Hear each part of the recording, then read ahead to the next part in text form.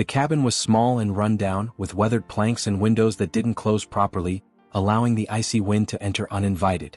Dona Francisca, her eyes tired and her body bent from a lifetime of hard work and sacrifice, sat in a makeshift rocking chair.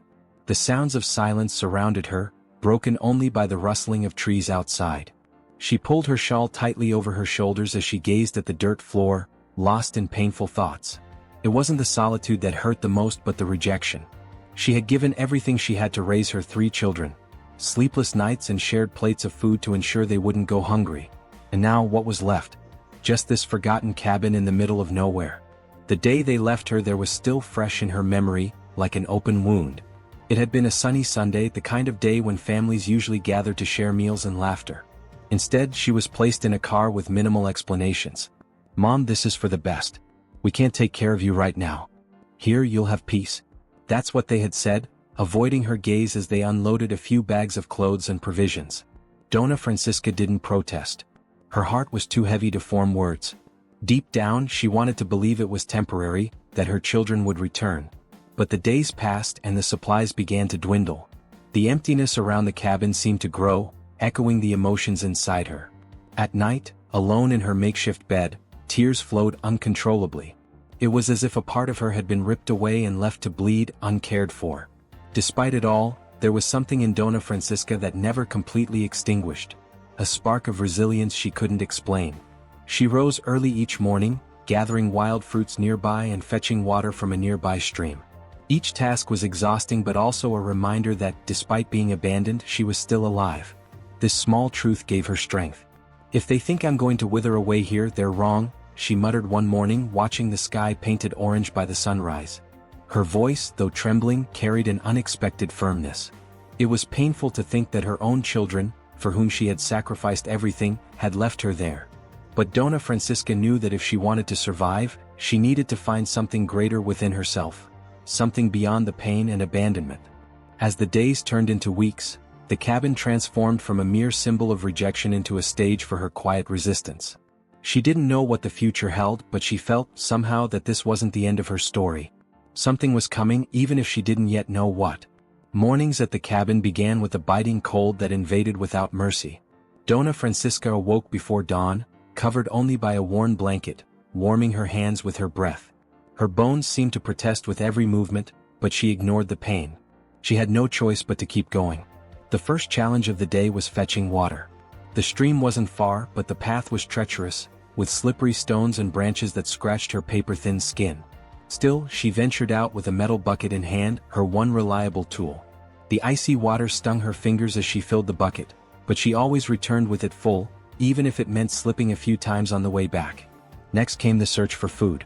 Dona Francisca had learned to identify edible berries and roots, but luck wasn't always on her side. There were days when her only meal was a handful of blackberries or a tea brewed from leaves. Each bite was a stark reminder of how far removed she was from the comfort of a warm family meal, something she once took for granted. At night, the loneliness deepened. Sitting near the wood-burning stove, where only a few embers glowed faintly, she let her thoughts take over. The faces of her children appeared in her mind, and she wondered where she had gone wrong. Was I too strict?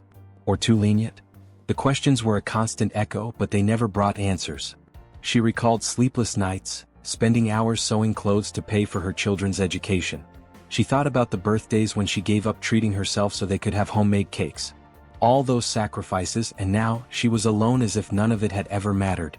Yet, with each new challenge, something inside her refused to break. "I've survived a lifetime of hardships.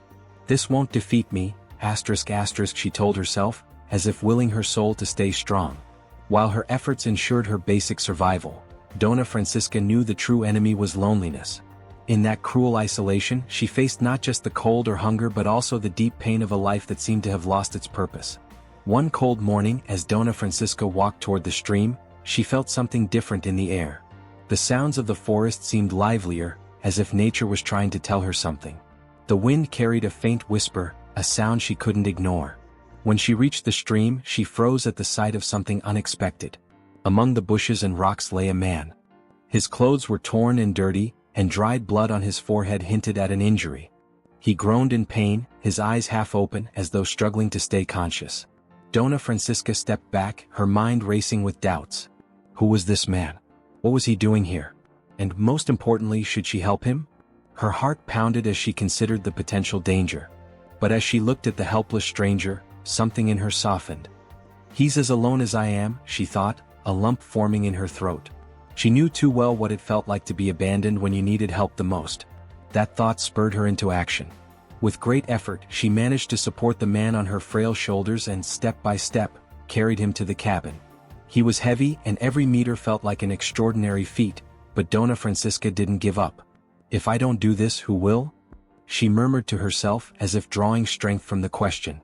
When they arrived, she laid him on her makeshift bed and cleaned his wounds with stream water and old cloths. The man muttered incoherent words, but his expression softened under her care. As she worked to stabilize him, Dona Francisca realized something she hadn't felt in a long time, a sense of purpose. It wasn't just a task, it was an opportunity to care for someone again.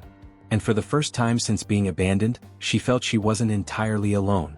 In the dim light of the cabin, the days passed slowly as Miguel, she would later learn his name, began to recover.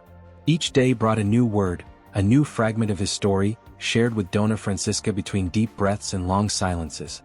I shouldn't be here, Miguel said one evening, his voice still hoarse. His now brighter eyes met hers, searching for permission to continue. It was my brother. He wanted everything for himself. Dona Francisca furrowed her brow, moving closer to the chair beside his bed. Her voice was soft but firm. Everything? What are you talking about, Miguel? He swallowed hard and looked away. Family business. Our inheritance. He accused me of things I never did. Convinced everyone I was a traitor. By the time I realized it, I had nothing left. No home, no family. Just despair. The silence that followed was heavy, as if both were trying to process the weight of his words. Dona Francisca sighed, her voice carrying a familiar bitterness. I know what that feels like. She gazed at the crackling fire in the makeshift fireplace, the flickering shadows playing across her face. I dedicated my entire life to my children, Miguel. Never hesitated to put their needs above my own. And yet look where I am.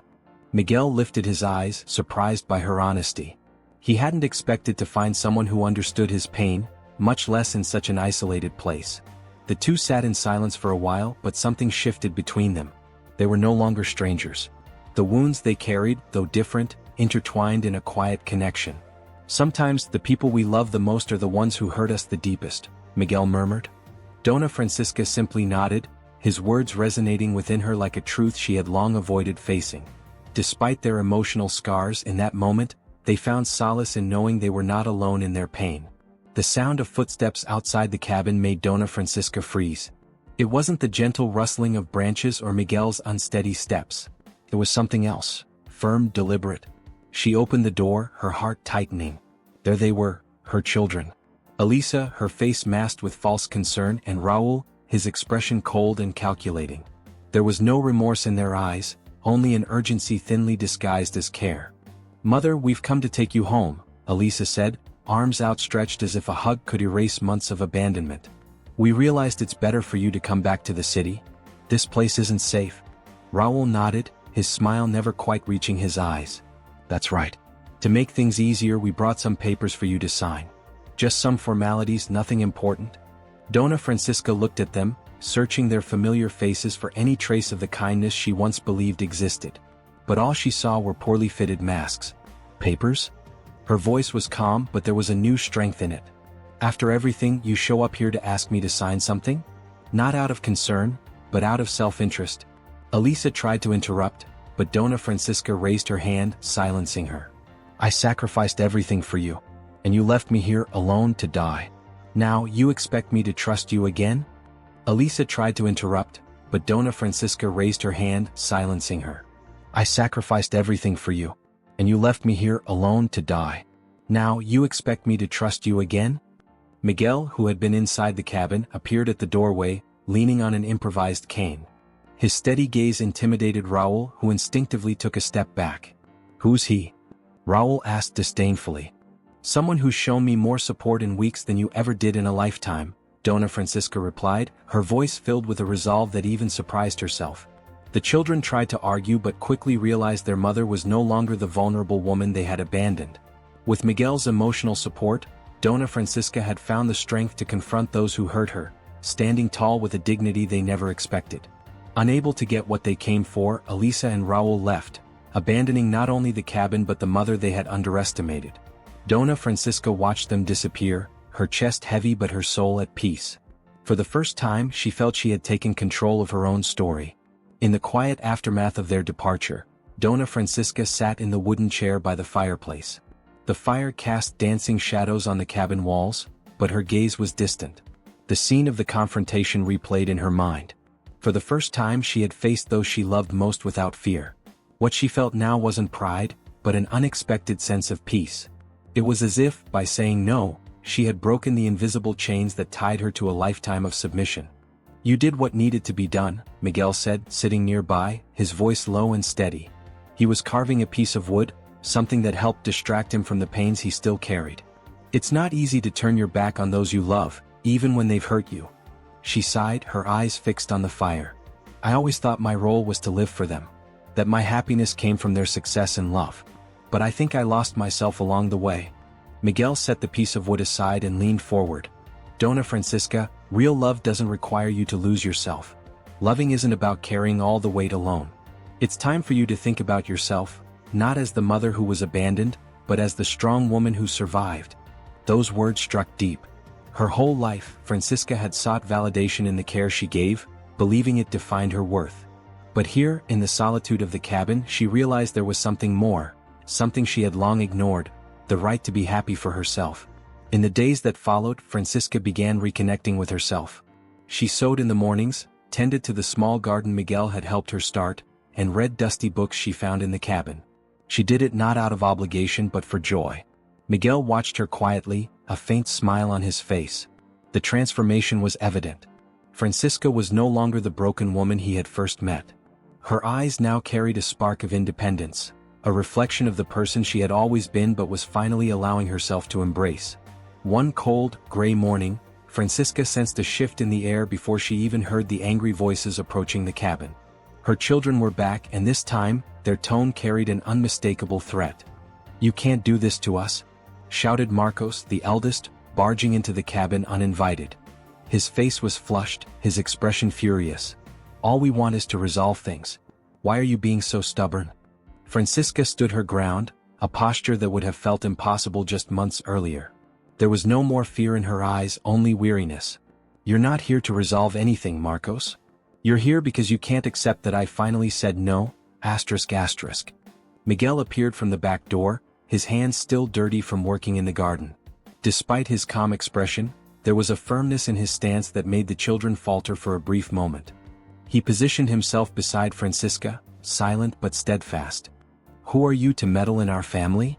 snapped Ricardo, the youngest, pointing an accusing finger at Miguel. "I'm someone who doesn't tolerate cowardice," Miguel replied, his voice low but filled with intensity. The words struck the children like a blow.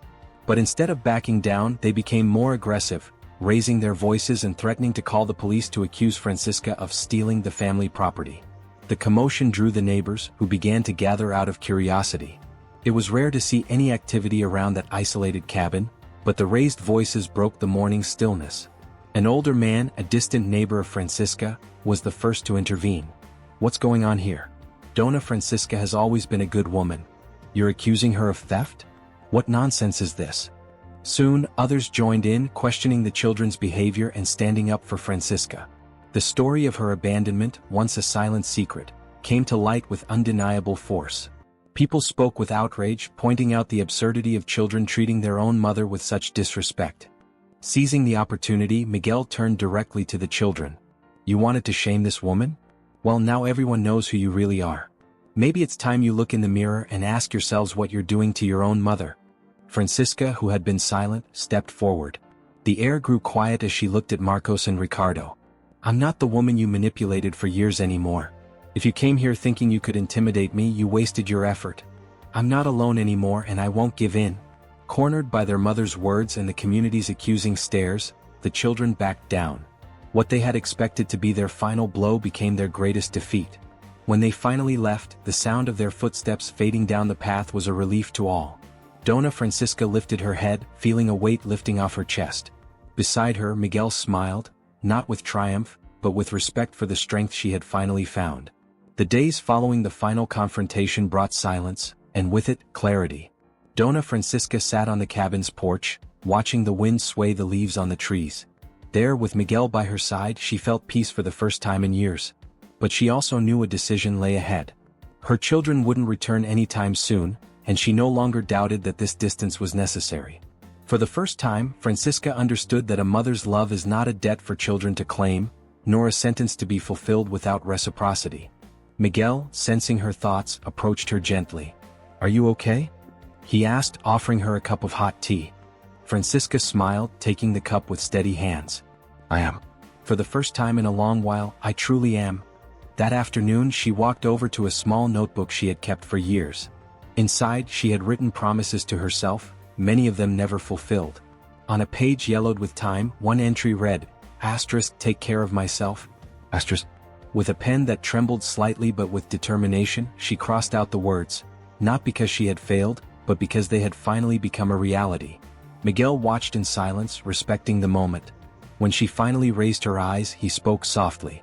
"You've done something many people don't have the courage to do. You chose yourself." The weeks that followed were full of new beginnings. The cabin, once a symbol of abandonment, became a warm refuge. With Miguel's help and support from the neighbors, Francisca planted a garden, each seed representing a new hope.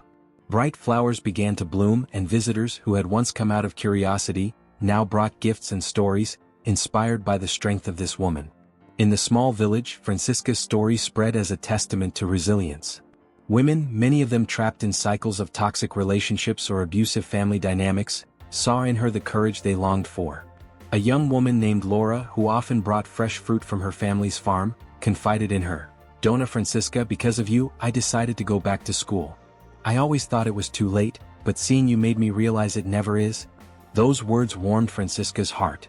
Without realizing it, she had become a beacon, not just for herself, but for everyone seeking inspiration. Miguel too found purpose. A man who carried so many scars from past betrayals, he discovered in Francisca and that community a new meaning for his life. Together they weren't just survivors, they were builders of a different future. "Have you ever thought about writing your story?" Miguel asked one evening as they gazed at the stars. Francisca laughed, a sound genuine and full of life. "Do you think anyone would read it?" "I have no doubt," he replied. "Your story proves that it's never too late to change. The world needs to hear that." Cutting ties with her children wasn't easy, but it was necessary. Francisca knew that forgiveness didn't mean allowing their presence in her life. Forgiveness, she realized, was a way to free herself, not to forget. That night, seated at the kitchen table, she wrote letters to Marcos and Ricardo. They weren't letters of reconciliation but of farewell. Without bitterness, but with the serenity of someone at peace with herself, she wished them well while reaffirming that her home was now her sanctuary. When the sun rose, lighting the cabin and the blooming garden, Francisca felt whole. For the first time in decades, she wasn't defined by her role as a mother or wife. She was simply Francisca, a woman with a story of pain, resilience, and rebirth. And as she and Miguel walked through the garden, exchanging soft words and quiet smiles, the community around them blossomed, inspired by the example of the woman who dared to rediscover herself. Did you like the story? Comment below what you thought of this story, and don't forget to like and subscribe to the channel, and press the bell icon so you don't miss any stories like this.